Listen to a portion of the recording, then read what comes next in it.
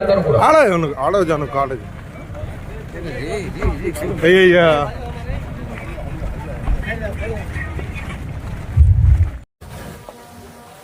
ముస్లిం ఉమ్మత్ యొక్క పూర్వం మరియు ప్రస్తుత భవిష్యత్తు అనే అంశం యొక్క వక్త శాంతి ప్రబోధకులు పీస్ అవార్డీ గోల్డ్ మెడలిస్ట్ ప్రతిభరత్న బిరుదాంకిలు బ్రదర్ సిరాజుర్ రహమాన్ గారు మరికొద్ది క్షణాల్లో ఈనాటి వేదిక వద్దకు ఇక్కడికి రావడం జరిగింది. దయచేసి కూర్చోండి. మీరందరూ కూర్చున్నట్లయితే ఈనాటి కార్యక్రమం ప్రారంభించడం జరుగుతుంది. ముందుగా ఖురాన్ తిలావత్తో దయచేసి సహకరించండి. అందరూ కూర్చోవాలి. సో చాలా మంది బ్యాక్ సైడ్ నుంచొని ఉన్నారు, కూర్చోవాలి.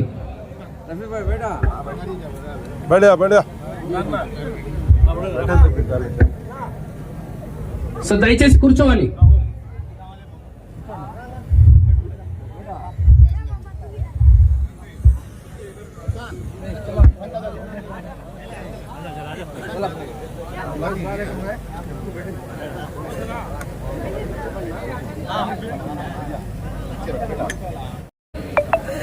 సో సహకరించాలి, కూర్చోండి.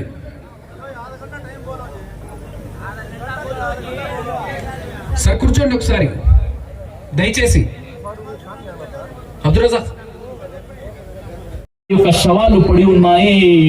ఒకవైపు తల్లి క్షతగాత్రులైపోయి తన పసికందుకు పాలు పట్టేటటువంటి దృశ్యాలు చూపరులకు కంట తడిని పెడుతున్నాయి.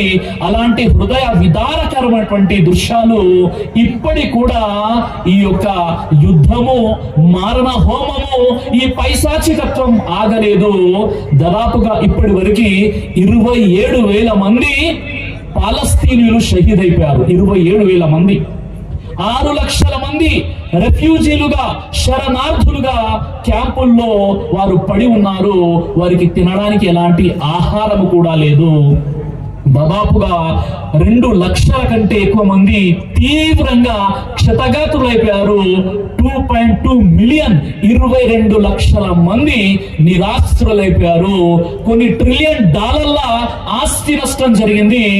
గాజాలో ఎటు చూసినా పడిపోయినటువంటి శిథిలాలే అక్కడ కనిపిస్తున్నాయి. చిన్న పిల్లల ఆర్తనాదాలు, అభం శుభం తెలియనటువంటి స్త్రీల యొక్క వారి యొక్క ఏడుపు, వారి యొక్క బాధలు అంతా ఇంత కాదు. అయినప్పటికీ ఈరోజు పరిస్థితి ఎలా ఉంది అంటే, ఇజ్రాయిల్ చిన్న దేశం. ఎవరు ఇజ్రాయిల్, ఎవరు యూదులు? 1923-30 ప్రాంతంలో జర్మన్లో హిట్లర్ 60 లక్షల మంది యూదుల్ని ఊచ కూత కోసాడు. తర్వాత చెప్పాడు, నేను ఎందుకు వారిని ఆ విధంగా చేశానో రాబోయే రోజుల్లో మీకు తెలుస్తుందని హిట్లర్ చెప్పాడు. హిట్లర్ చేసింది ఖచ్చితంగా తప్పే, కానీ ఎప్పుడైతే జర్మన్లో హిట్లర్ వారిని ఊచ కూత కోసాడో ఆ తర్వాత చెట్టుకొకరు పుట్టకొకరై దేశ దిమ్మారులుగా వారు వివిధ ప్రాంతాలకు వెళ్ళిపోయారు. అలా వెళ్తూ వెళ్తూ పాలస్తీనా భూభాగంపై అడుగు పెట్టారు. అప్పుడు వారు వచ్చినటువంటి అరేబియా సముద్ర ఓడల్లో ఎప్పుడైతే యూదులు తమ ప్రాణాలను అరిచేతిలో పెట్టుకొని పాలస్తీనా భూభాగంపై దిగారో ఆ పడవలకు ఇలాంటి పదాలు రాసి పెట్టబడి ఉన్నాయి. German have destroyed our lives and homes, you don't destroy our hopes అనే పడవలకు ఈ పదాలు రాసి పెట్టబడి ఉన్నాయి. ఇప్పటికి కూడా ఇంటర్నెట్ లో మీరు సెర్చ్ చేసి చూడవచ్చు. ఓ పాలస్తీన్ ప్రజలారా, జర్మన్లు మమ్మల్ని సర్వనాశనం చేశారు, మా జీవితాలను నాశనం చేశారు, మా ఇండ్లను తగలబెట్టేశారు. మీరు మా యొక్క నమ్మకాలను భంగం చేయకండి, మాకు ఒక స్థలాన్ని ఇవ్వండి అని ఈ విధంగా యూదులు పాలస్తీనా భూభాగంలో చొరబడ్డారు. వారు జాలి, కరుణ, దయ, ప్రవక్త ముహమ్మద్ సల్లల్లాహు అలైహి వసల్లం వారు నిరాశ్రయులకు ఆశ్రయం కల్పించమని చెప్పారని పాలస్తీనా భూభాగ ప్రజలు వారికి ఆశ్రయం కల్పించడం జరిగింది. ఆ తర్వాత నెమ్మదిగా వారి యొక్క ఎడ్యుకేషన్, వారి యొక్క టెక్నాలజీ, వారి యొక్క పవర్ ని నెమ్మదిగా వారు చాలా పవర్ఫుల్ గా చేసుకున్న తర్వాత 1948లో అప్పటికే ఐక్యరాజ్య సమితి ఆధ్వర్యంలో ఉంది. వారి మాట కూడా వినకుండా సెల్ఫ్ డిక్లరేషన్ ఏం చేశారు? మాది ఒక దేశం ఇజ్రాయిల్ అని 1940లో ఇజ్రాయిల్ స్వతహాగా ఒక దేశంగా ప్రకటించుకుంది. అంతకంటే ముందు చరిత్ర పటంలో ఇజ్రాయిల్ అనేటటువంటి దేశమే మీకు కనిపించదు. ఎప్పుడైతే 1948లో ఇజ్రాయిల్ పాలస్తీనా భూభాగాన్ని ఆక్రమించుకొని వారు ఇజ్రాయెల్ అనేటువంటి ఒక దేశాన్ని ప్రకటించుకున్నారో అప్పుడు చుట్టుప్రక్కల ఉన్నటువంటి 5 అరబ్ దేశాలు దాడి చేశాయి. అప్పుడు ఇజ్రాయిల్ విలవిలలాడిపోయింది అరబ్ దేశాలు చేసినటువంటి దాడిలో. అప్పుడు అమెరికా ఇజ్రాయిల్ పక్షాన నిలబడింది కాబట్టి ఇజ్రాయిల్ నిలదొక్కుకొని నిలబడగలిగింది. సరిగ్గా 75 సంవత్సరాల తర్వాత ఇప్పుడు ఇజ్రాయిల్ యొక్క పరిస్థితి ఏంటి అంటే ప్రపంచంలోనే అతి పెద్ద టెక్నాలజీ కలిగినటువంటి అతి పెద్ద మిలిటరీ వ్యవస్థ కలిగినటువంటి దేశంగా నిలబడింది. కాబట్టి అమాయకులు ఎవరైతే షెల్టర్ ఇచ్చారో, ఆశ్రయం ఇచ్చారో అలాంటి పాలస్తీనా ప్రజలపై మారణ హోమాన్ని ప్రకటిస్తున్నారు.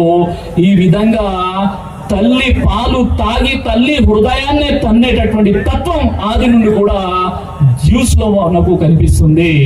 అయితే ఈ 75 సంవత్సరాల తర్వాత ఇప్పుడు దాదాపుగా ఉన్నటువంటి 57 ముస్లిం దేశాలు ఏమీ చెయ్యనటువంటి ఒక అసమర్థులుగా మిగిలిపోయారు.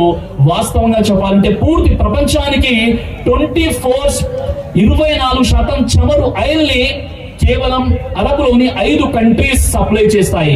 ఇక్కడ సిగ్గుచేటు ఏంటంటే కనీసం ఎకనామికల్లీ బైకాట్ కూడా చేయలేకపోయారు. ఈ రోజు వరకు కూడా పాలస్తీనా భూభాగంపై మారణ హోమం జరుగుతూనే ఉంది. ఎందుకు అన్న కారణం నేను నా ముందు అంశంలో ఈ విషయాన్ని ప్రస్తావిస్తాను.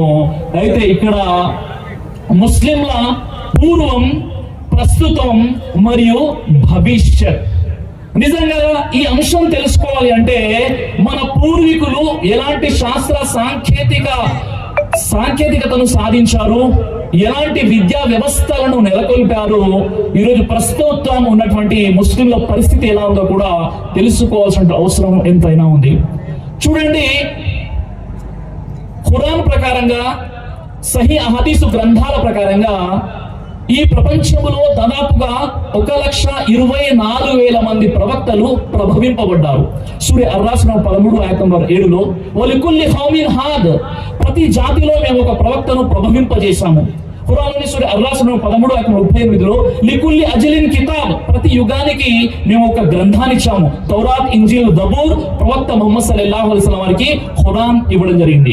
సూర్య ఫాతిర్ సూర నంబర్ 35:22లో వఇమ్మిన్ ఉమ్మతిన్ ఇల్లా ఖలా ఫీహా నజీర్, ప్రవక్త రాని జాతి అంటూ ఏది కూడా లేదు. అంటే ప్రవక్తలు ప్రభవింపబడ్డారు.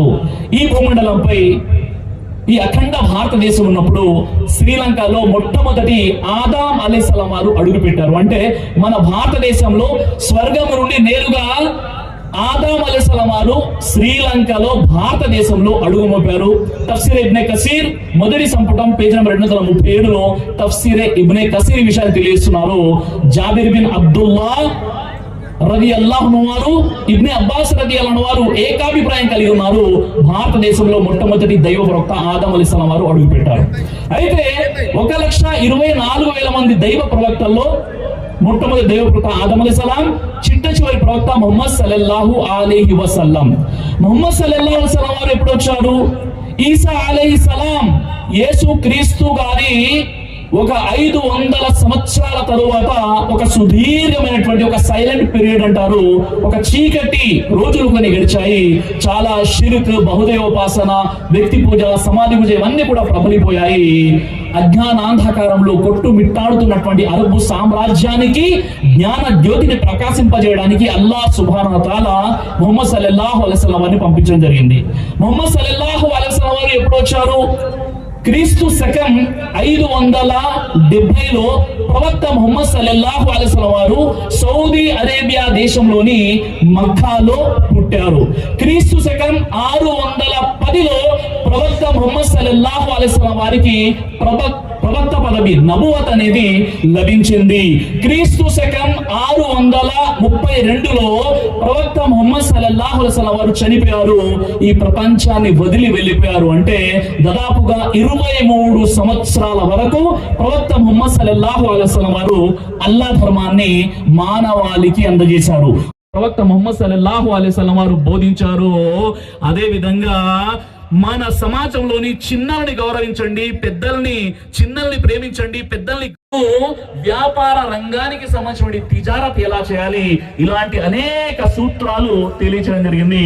ఉమర్ బిన్ ఖత్తాబ్ రదియల్లాహు అన్హు వారు క్రీస్తు శకం 634 నుండి 642 వరకు ఆయన ఖిలాఫత్ బాధ్యతలు స్వీకరించారు. ఉమర్ బిన్ ఖత్తాబ్ రదియల్లాహు అన్హు వారి యొక్క కాలంలో ఆయన తీసుకొచ్చినటువంటి విప్లవాలు ఏమిటి అంటే, మొట్టమొదటిగా ప్రభుత్వ ధనగారం బైతుల్ మాల్ని స్థాపించారు. మొట్టమొదటిగా ఉమర్ బిన్ ఖత్తాబ్ రదియల్లాహు అన్హు వారు వృద్ధులకు పెన్షన్ల పంపిణీ కార్యక్రమాన్ని ఏర్పాటు చేశారు. అనాథలను ఆదుకునే వ్యవస్థని స్థాపించారు. భూములను సర్వే చేసేటటువంటి పద్ధతిని ఏర్పాటు చేశారు. కాలువలను తవ్వి